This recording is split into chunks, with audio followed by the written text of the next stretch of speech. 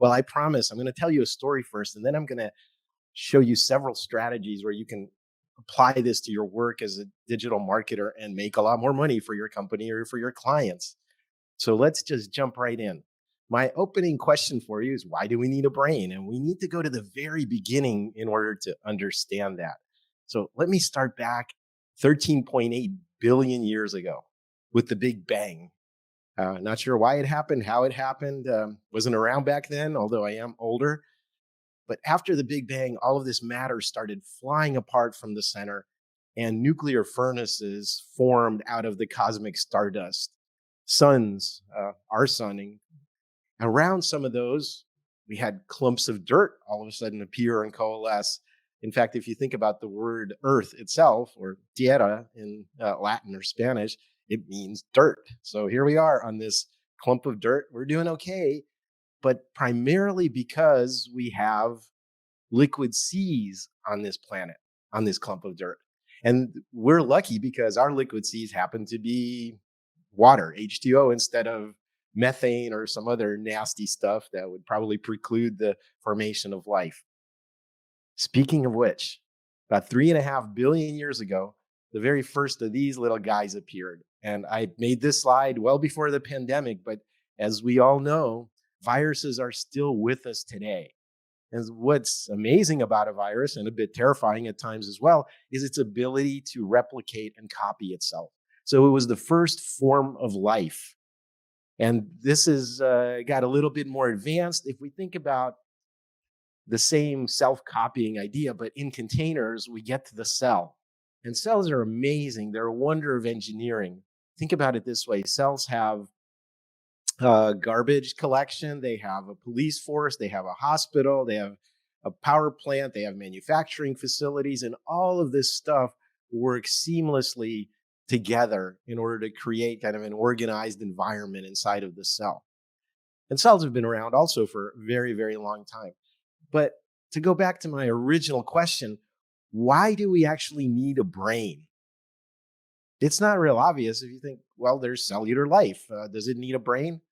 Well, certainly not all cellular life needs a brain. There are plenty of examples of life that doesn't. Plants have very intelligent behavior. For example, they cover any wounds with sap to protect themselves. They'll open only under the conditions of the sun shining on them and actually turn themselves in some fashion towards the sun.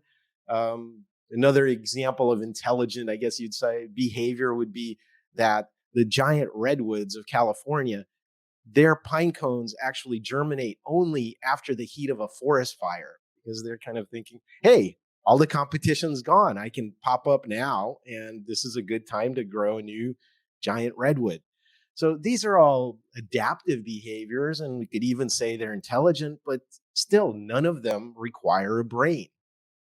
In fact, I would say that plants just do the best they can, and this is a perfect example of one that's doing the best they can. So, if we want to understand where brains came from or why they're needed, we have to look at this very strange little creature called the sea squirt. I call it the brain cannibal. Now, this little creature has a two-phase life. The first thing it does is it floats around on the currents in the ocean and attaches itself to a rock. And the second part of its life is spent living on that rock. Now, that doesn't seem particularly remarkable, but after it attaches itself to the rock, the very first thing it does is eat its own brain. That's right. It uses the energy from its brain and digests its own brain in order to create a new digestive system. And after that, pretty good life. Food flows by and right falls into its mouth. Pretty chill, as we'd say in California. So think about this. It had a brain, and then it got rid of the brain and recycled it. So what changed? Well, in the first part of its life, it had to move through the environment and select the right rock to attach to. After that, life got, in a sense, a lot simpler because it was just attached to the rock. So in a sense, it's not very different from the plants that I described earlier. It's just stuck in one place and forced to live there. But all other creatures, including the very first amphibians that slithered out of the ocean and became our distant relatives, they move around in the environment. And movement is what determines whether there's a need for a brain, because the environment changes very quickly. So, this is my first takeaway. I've made these takeaway slides for you to tweet if you like. Brains evolve for the challenges of moving through the environment. That's why we have a brain. Everything else happens slowly, and it can be dealt with on the time scale of doing something with your body. It doesn't require a brain. So let's take a little bit deeper look at how the brain really works. Now, some of you have probably heard this notion of the left and the right brain. Supposedly, we have the left brain, which is creative, or rather, the right brain, which is creative, and the left brain, which is logical, and so on. I'm here to tell you this is total bullshit. Okay, now take a look at my little inset picture of the video. I shaved my head just for you this morning. And as you can see, there's a bias when we consider this left right brain thing. And that is, we're looking from the top of our heads. And so that's what we see are the two hemispheres of the cerebral cortex, right? That's a bias. Because if we actually explode our brains, by the way, don't try that at home. If we explode our brains, the picture is a little more complicated. So there on top, we have the left and right hemispheres, but they're not nearly as differentiated as people like to think. In fact, there's this giant super highway of connectivity between them called the corpus callosum, which essentially trades information back and forth. So there's that part. Inside of it, as a little cluster, is what's called the limbic system, or our emotional brain and memory. That's where they live. And below all of that are the different aspects of what's called the brain stem. So again, I'm not going to make this a big biology lesson, but really there's the kind of evolutionary band-aids. First, there's the brain stem, then there's the limbic system, then there's the cerebral cortex in various stages of sophistication that evolved. So I like to personalize these and think of them as the following. So the reasoning brain is what we think about. And that's Mr. Spock for you Star Trek fans out there. He's very logical. Captain, there's a 98.5% chance that we will not survive this encounter with the Klingons. Thank you, Mr. Spock. Very helpful. So, but we think of the reasoning brain as being what makes us uniquely human. Descartes, back in the 1700s, said, "I think, therefore I exist." And we're all his philosophical grandchildren. But reasoning, is that really a good thing? Well, yeah, nobody wants to be thought of as irrational or illogical. So for thousands of years in the West, we've had this philosophical tradition of trying to have the reasoning brain be preeminent and tame the wild nature of our underlying emotions. And that's a tough struggle because, as you'll see, that emotional brain is really the one in charge. By the way, the reasoning brain is not there to do math problems like 2 plus 2 is 4, or build microwave ovens, or shoot spaceships at the moon, or do any of that kind of scientific stuff.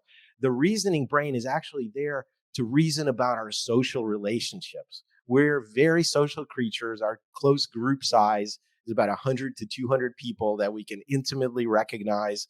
And so our reasoning brain is actually thinking about how to maximize the value of being in such large groups, but minimize the social pain of getting that wrong. So for example, if I mess up this presentation, Kenneth won't recommend me to other virtual show hosts that I want to keynote in front of, and what's going to be the blowback on that to me. Okay, those are the kind of reasoning, as it were, that the cerebral cortex really focuses on. So the moment you stop doing math problems like 2 plus 2 is 4, it goes back to modeling the social world. But underneath that is the feeling brain. This is something we share with all mammals, and it goes back hundreds of millions of years. And the feeling brain learns, and this is an important characteristic of it, so that memory and feelings are closely tied together. In fact, what gets memorized are the most vivid multisensory experiences that have a survival impact on us. So we basically have two systems, as I'll talk about later. We can run away from something because it's going to cause us loss and pain, or we can run towards something because it's going to give us pleasure and some kind of positive survival payoff. So here's the important thing about this, is that There's no such thing as making a quote unquote rational decision. I mean that literally. Every decision is emotional. So the reasoning conscious part of the brain can provide us with options, sometimes hundreds of options. How do you narrow those down to an immediate, quick course of action? That's the job of the feeling brain. So it says, oh, I have a really strong feeling about it. So that's the one I'm going to pay attention to. And that cuts through all of the clutter. And underneath the feeling brain is our reactive brain, our automatic brain, our brain stem, if you will, the earliest one that evolved. And we share this with a very, very primitive forms of life. And it does a very important job. It keeps a lot of our systems, our life support systems, in the right range, whether that's dehydration or hydration or pH balance or heartbeat, all of those things. How many of you, while you slept last night, thought about continuing to breathe? Now, unless you're a very advanced Tibetan Buddhist master, you probably don't have that level of awareness of your body. That stuff's done on autopilot for you. It's done by this reactive brain stem. So I guess the more realistic versus left hemisphere, right hemisphere picture I'd want you to have of the brain is that you actually have three brains working together, reacting, feeling, and reasoning mostly about social encounters. Let's take a look at the lower parts of the brain next, because we all are familiar with the conscious brain, the one that uses language that I'm using right now to speak and does all that reasoning stuff and social modeling. But let's look under the hood at the lower parts of the brain. And here's an important characteristic. The lower part, the unconscious part of the brain, is lazy. It doesn't like to do work. It conserves energy. And we'll go into that a little bit deeper later. So don't make me think should be your watchword as a marketer. How do I avoid what we call in user experience cognitive load on somebody? Understanding your complex menu structure or information architecture, cognitive load, having to read paragraphs of text, cognitive load. We want to avoid all that because our brains are inherently lazy and conserve energy. They also like simple choices. If I asked you which is the big dog, is it the one on the left or the one on the right? You might chuckle and say, well, Tim, that's obvious. It's the one on the right. Yes, exactly. That's obvious. And yet we don't cater to this when we design marketing experiences. For example, if I said, well, my plan costs $10 a month, but if you prepay for a year, it's only $100. How's that strike you? Well, you're going, yeah, you're making me do math too early in the morning, right? Mr. Spock could reason it out and say, well, that's a 20% savings. We should definitely go with the annual plan. Yeah, but that's not the part of the brain that's awake. The part that likes simple choices is the one that has to make the decision, and you didn't make it easy for me by doing something like that. And one other important characteristic of the subconscious brain is it's very impatient. In a practical sense, when we're looking at a website, it only takes 1/20th of a second, that's right, 50 milliseconds, to make a visual first impression of a landing page. Think about how quick that is. That's literally the blink of an eye. So our brains are very impatient. They're constantly processing massive amounts of information and deciding what's actionable and what's not. And that part is the gut impression, first impression, whatever you want to call it. That's the one that really decides. And then we kind of rationalize our emotional decision that we made very quickly by describing it. So the rational part of the brain can only make up bullshit excuses and rationalize after the fact. It's not the one that decides. We can see this on brain scans, literally. A decision gets made, certain parts of the brain get activated. And then if you ask someone, how did you make that decision? A fraction of a second later, they open their mouth and start talking. That's using a totally different part of their brain to explain it. So here's a quick summary. People are lazy, impatient, and like simple choices.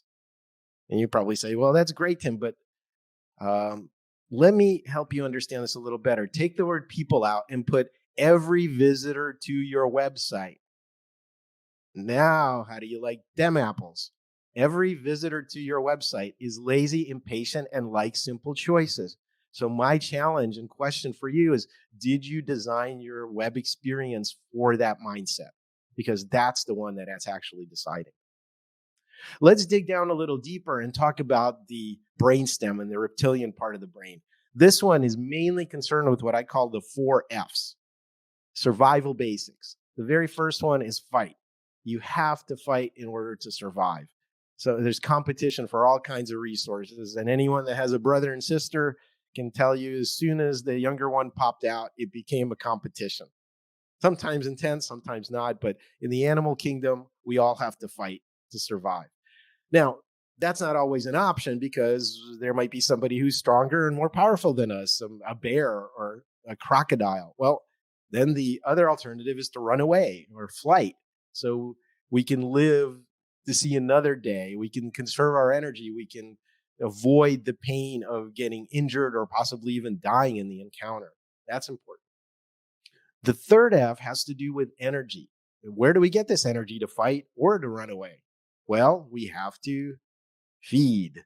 That's right. We're constantly scanning for energy sources and looking for food. Sorry to gross you out with this picture. Of course, as Americans, we take everything to its illogical extreme.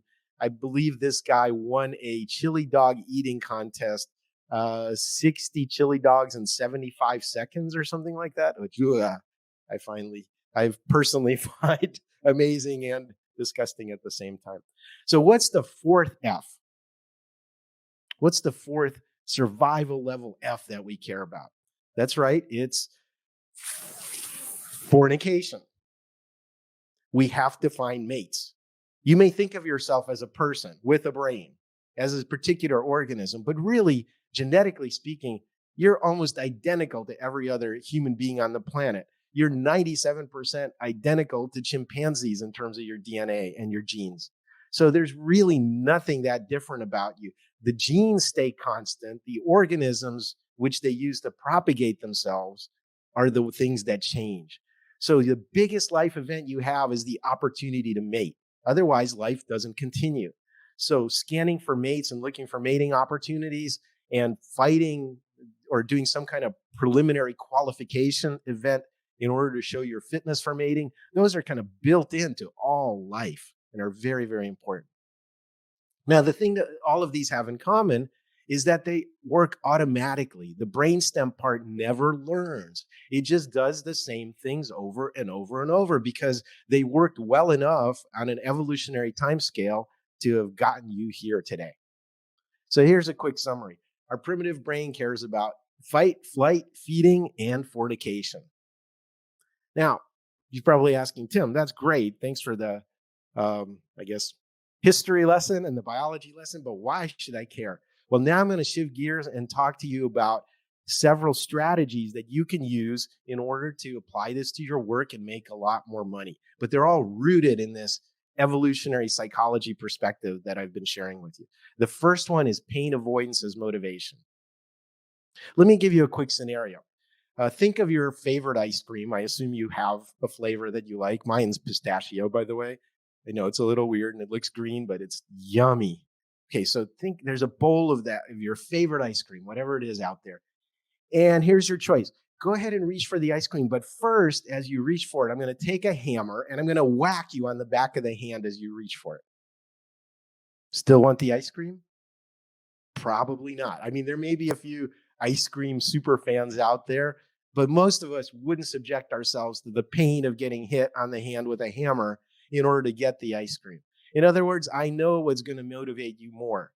Is it the pain of avoiding your hand on the hot stove, or is it the pleasure of winning the lottery? I know which one of those is going to be a more powerful motivator. And again, there's a survival reason for that. Avoiding pain and scanning for problems and things that could cause us loss or pain is a much more powerful survival strategy. You've heard the phrase, a bird in the hand is worth two in the bush. Like a sure thing is worth twice as much as the opportunity to get something new. Well, that's basically the ratio, 2.5 to 1, depending on the circumstances and the particulars. But pain avoidance is a much more powerful motivator than upside. And yet, what do we do as marketers? We do the opposite of that. We say, well, I don't want to, our brand is positive. We don't say bad things. We're talking about rainbows and unicorns and only positive stuff. That's a big mistake. You should focus on the negative stuff first. You should focus on the pain, and you should actually rub salt into the wound in order to amplify the pain. There's a workout expression, no pain, no gain. Well, guess what? That applies to marketing as well. If you're not creating pain first for me, you're not going to get the financial gain of me acting and buying it from you. Remember, no pain, no gain. So focus on the negative. There's a really fun study that they did once with pizza toppings that I want to share with you. So here's the scenario. You could have a cheese pizza and up to 5 toppings. The cheese pizza is $5. Each of the toppings is $1 extra. So if you got the fully loaded pizza with all 5 toppings, it'd be $10. Now, here's how they sold the pizza. They had 2 different conditions. The first was you start with the fully loaded pizza and you can take away each of the 5 toppings to save $1. So start it with a $10 pizza and work your way back to the $5 plain cheese pizza if you wanted to end up there. The other scenario was you started with the $5 cheese pizza and you could add each topping for $1. Now, which one do you think worked better? There was a clear difference in the average price when they did these 2 different formulations. Think about it. It's the same. You can have the same range of toppings for the same prices on the same base pizza. But here's what they found. When they started with the fully loaded pizza, people ended up with a much higher average sale amount. And the reason is this pain avoidance. The reason is when I'm thinking about, oh man, I really love pepperoni on this fully loaded pizza. It's probably, I don't want to take it off. It's worth $1 to me to keep it. So you see how we're activating loss avoidance? Whereas starting with the plain cheese pizza, we're actually pushing the rock up the hill. We're saying, hey, here's a cheese pizza. Do I really want to add anchovies to it? Personally think they're gross. But some people like them. Well, that's $1. Well, that's financial pain. That's adding something on there. That's a very different psychological thing. So one thing that you should do is actually always start, if you have different choices, with the expensive stuff first. First of all, you're anchoring on it. And that's what I'm comparing everything else to. But also it makes everything else look cheaper. So how many of you have a bronze, silver, and gold plan? Most of the time, if we do, we're going to put them in that order: bronze, silver, gold. No, you shouldn't do that. You should say gold, silver, bronze, because what you're doing is saying, here's the gold version. You get all this stuff. Oh, if you want the silver, no problem. We're just going to take away the following. Do you see that sense of loss or pain that I'm feeling by having things taken away? You focus on what's missing from that package. That's going to motivate me more to avoid that pain. And so don't motivate me with upside, motivate me with downside. Get mean, tell me what I'm losing, all of that stuff. Rub salt into the proverbial wound. All right, let's talk next about the power of doing nothing. Now, I was talking about how to motivate you, and that's right. Pain motivates twice as powerfully as pleasure. But the default of the brain is actually to do nothing. So here's a weird little stat. We are such a strange species that if you just lay there in a bed for the next 24 hours, 25% of your resting calories would be used to power that 3 pounds of your brain. Think about that. 25% of your resting metabolism just to power your brain. By the way, that's about 3 times higher than our closest great ape cousins, who average about 8%. That's a huge energy expenditure. We've had to do all kinds of adaptations in our body in order just to power a brain that big. We have weaker muscles, we're slower, we have poorer senses, we have smaller digestive systems, all of these compromises just to be able to borrow energy and power this brain. But the brain itself kind of goes on standby. So the key insight here is that the brain is a do nothing machine. As I mentioned earlier, the brain is lazy. Its goal is to conserve energy. So my question for you is, what are you doing to take advantage of this? If you have a process, are you harnessing the power of doing nothing? In other words, think about this. In your business, if a potential customer or prospect did nothing, what happens? Is that the most powerful option that you're giving me? Is that the most powerful, profitable thing for your business? I'll tell you a quick story. So in In the US, in most states, if you get a driver's license, you have the option to be an organ donor and save a life. And I think most of us would agree that that's a social good to save other people's lives if you don't need your body anymore.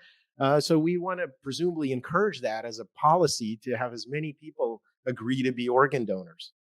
Well, in Scandinavia, some Scandinavian countries, I believe Denmark is one of them, they actually use a different system. Instead of opting in to be an organ donor and giving a consent, they assume you're an organ donor unless you opt out. And the difference in those two approaches is, again, very stark. 85% of the people in the opt out scenario end up being organ donors. Whereas in the US and in California, where I live, only about 15% end up being organ donors. A huge performance gap, 15 versus 85%. So what have they done? They're still asking for the same thing. Will you give your organs after you're dead? But they're asking it differently. And if the default option, the do nothing option, is the one that makes you an organ donor, that's very, very powerful. So you can use the same thing in your marketing. What happens if I do nothing? What is our default option in the business? Is that the thing that makes us the most money? It's a very, very important and powerful question to ask. And the same thing operates, as you probably noticed, some of the most powerful companies on the planet have a subscription or auto renew model. And the reason is that do nothing means it continues. Do nothing means money gets withdrawn from my bank account every month or charged to my credit card every month. That's the power of doing nothing. We forget about that stuff. We don't consciously inspect it. And it's something that every marketer should be taking active advantage of. Let's talk about the next important evolutionary principle that you can apply, and that is ownership. I'm going to introduce you to your great, great, great, great, great, great, great, great, great grandfather. Ready? Here he is. 200,000 years ago, he was wandering around on the plains of East Africa. Probably looked something like this, had a tribe around him. Most of them were probably relatives of one sort or another, of 100 to 200 people potentially. But this was life. He was nomadic, hunter-gatherer bands. And so your great-great-grandfather maybe had a weapon, as you can see here. He maybe had some clothing to keep the cold away or keep the heat off of himself. Carried water because we're very efficient at cooling ourselves, but we also need massive amounts of water. Probably carried that blubbering baby that can't walk yet and is helpless. But he couldn't carry a lot.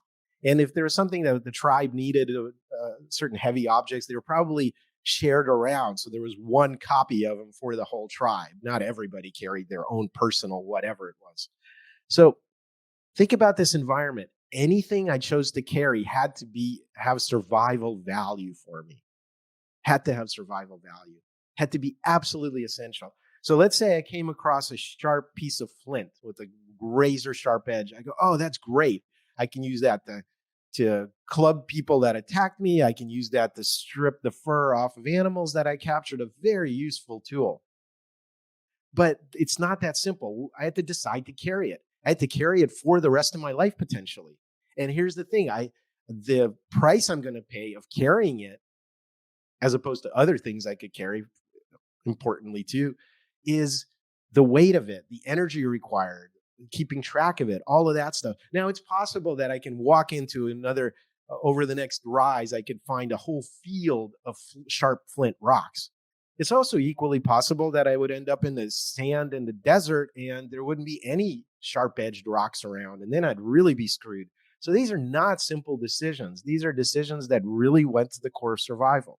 So anything that we owned had to be essential, and we think of ownership as creating essentiality. I know that's not a word, but I'm using it anyway. So what we have in the modern world is the storage units. It's called a recession-proof industry for a reason. We filled up our closets. We filled up our garages. Now we have to actually go get a storage unit to put all of our crap into. And we never get rid of it, even though it's broken, useless stuff. And we can go to Walmart or Target and replace it tomorrow with a much better version for a tiny amount of money. Yet we still do this. And that's because of our sense of ownership. We overvalue what we own. So how can we as marketers take advantage of this? Well, again, we overvalue things that we own, or equally important, have a chance to influence. Here's some ideas to consider as in your work. Let people test drive your products or services. If you've ever bought a new car, the first time you actually point to the car and say, I like this one, what's the salesman going to say? Oh, no, hey, let me get the keys. We'll take it for a test drive. You, when I'm in that car and I smell the new car smell, and it's so much cleaner than my old one and more powerful, it has all these great features, and I'm experiencing a sense of ownership, what it will be like to own it. So I'm trying it on for size.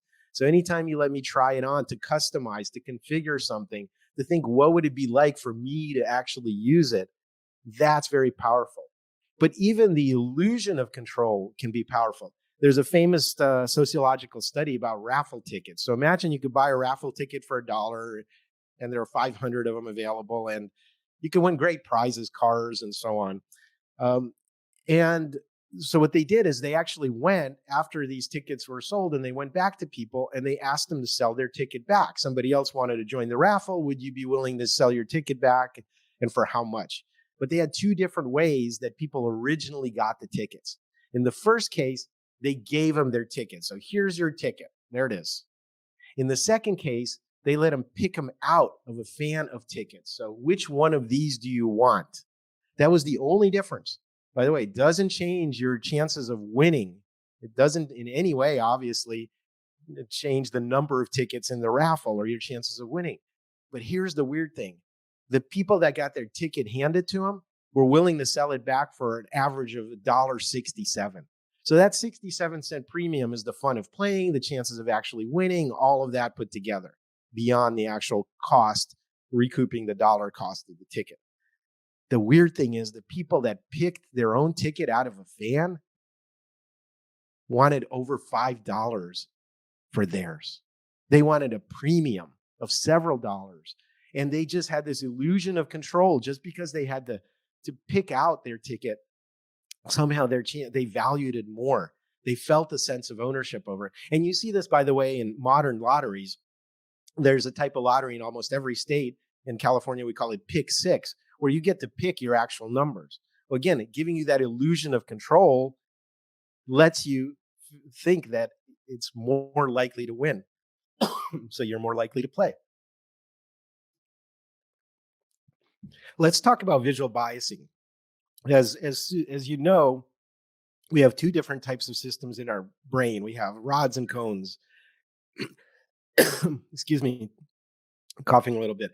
This is how you experience the world. What you actually see is a grayscale, blurry sense of the world. And your eyes move around and they try to focus on different areas of the scene and look for interesting things, because you only have about 2 degrees of vision for fine detail and for color. And so what you actually think you see is this high resolution, full color scene. Well, in fact, 98% of visual reality at any point is being created by your brain. But here's the cool thing. Vision isn't passive. You actually have 10 times more neurons going from your brain to control the movement of the eyes than processing the incoming visual information. So it's a very active process, and we can manipulate it. So I've come up with something I call the visual hierarchy. At the bottom of it is text. All of us know about powerful marketing words like new and free and so on. And text can be powerful, but not in the presence of images. Images will override text. You're not going to read the text if you're looking at images, because we're very visual creatures. And at the very top of the hierarchy is motion. We can't not look at motion, because knowing how many sharp teeth the bear has doesn't matter. Knowing which direction it's running at you from and how fast really matters a lot. So anything that's moving in our visual field gets extra attention. It overrides everything. It has a survival imperative. So think of it this way. The visual hierarchy is text, graphics, and motion is the nuclear option, I call it, of last resort. It's by far the most powerful thing.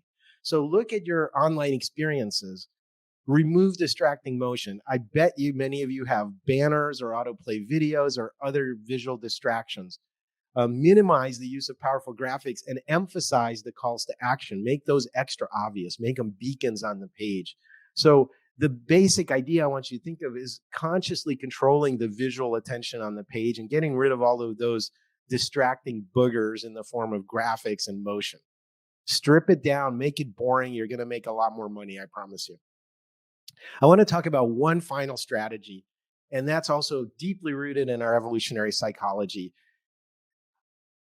It's the power of free. One of the things that you'll know if you've read my book is that we're very cooperative creatures. We're designed to spread culture and cooperate. What that means is that when somebody gives us a gift, we have to reciprocate. In order to cooperate, we have to reliably know that if I give you something, I'm going to get back something in exchange that's of equal or higher value most of the time. So unless somebody's a sociopath, they're going to follow these rules. You never come to someone's home for dinner empty-handed. You always bring a gift. And then they're obligated to give you a full meal in return, even if you just gave them a little bottle of wine or something like that, and prepare that meal and so on. So here's the key. Giving someone a gift actually creates a personal obligation on them. Giving a gift isn't a favor, it's creating an obligation, and we can't even voluntarily shake that off because it's so deep in our nature. But regardless, giving gifts is operating in the personal sphere. So it creates a safety and engages this reciprocity of having to give something back. That's very different than operating in the transactional sphere. If we're dealing with total strangers and we mention money, here's what we know. People become more selfish. They become more independent. They're actually less willing to help others as soon as money is involved. And so here's a couple of scenarios. Let's say you're an expert in online marketing and your close friend comes to you and says, "Hey, I'm building a new website. Can you help me out and give me some tips?" Now, I know you normally charge $1,000 an hour, but um, can you charge me only $100 an hour to help me? How do you feel? Not that great. You're unlikely to help. You go, "Yeah, I am worth 1,000 an hour, and this my friend's being a cheapskate and doesn't want to pay me." Here's another scenario. Your close friend comes to you, same thing. "I need help with my website. Can you help me out?" And you probably say, "Sure, absolutely." You'd rather give your time for free to help somebody than take a fraction of the amount if money is involved. That's how powerful gift giving is, because in one scenario you're operating in the relational sphere, in the other in the transactional sphere. And once you go over to the money side and mention money, you can't really go back. It's very hard to establish that personal relationship. So here's the principle. Free is much more powerful than low price. How can you apply it? Consider truly free versus just low cost introductory offers. If you do have free trials, make them longer. Instead of 1 week free trial, 30-day, 45-day free trial. Get me hooked on it, get me to have the full value of the gift. And also figure out what non-financial things you can throw in that are considered gifts by me. So here's a couple of final thoughts. It's really not about the technology. It's about the biology. It's about our evolutionary psychology. So remember that. If you want a durable career in online marketing, focus on these unconscious, durable, evolutionary principles and take advantage of them. Now, Kenneth told you a little bit about me.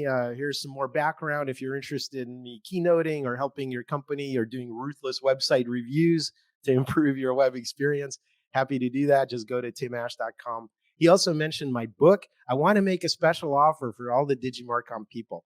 Go to primalbrain.com. This is my book about evolutionary psychology. Take a look at the table of contents and tell me which chapter you want. Then just email me and I'll send you a PDF of your chapter. Do you see what I did there? I'm letting you customize it. All right. And then finally, Digimarcom is sponsoring 5 free digital marketing consultations with me. Normally, these are $1,000 a piece, but they're sponsoring the first 5.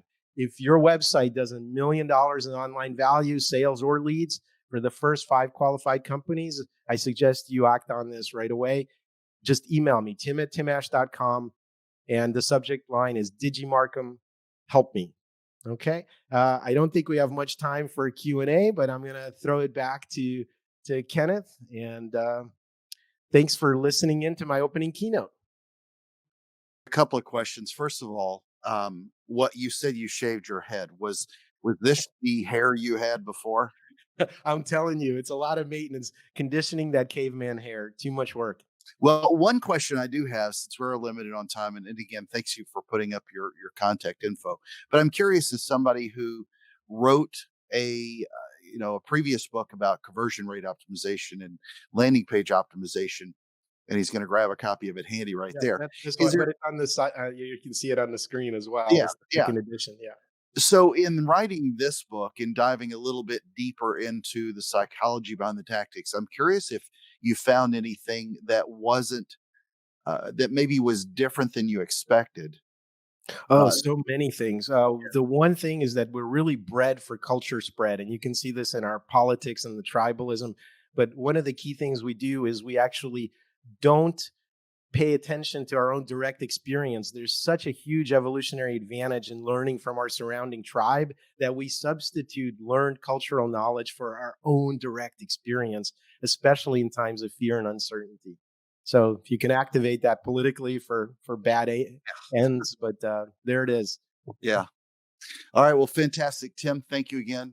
Great presentation as normal. Thank you, All Kenneth. right, My buddy. Have a good pleasure. day. You too.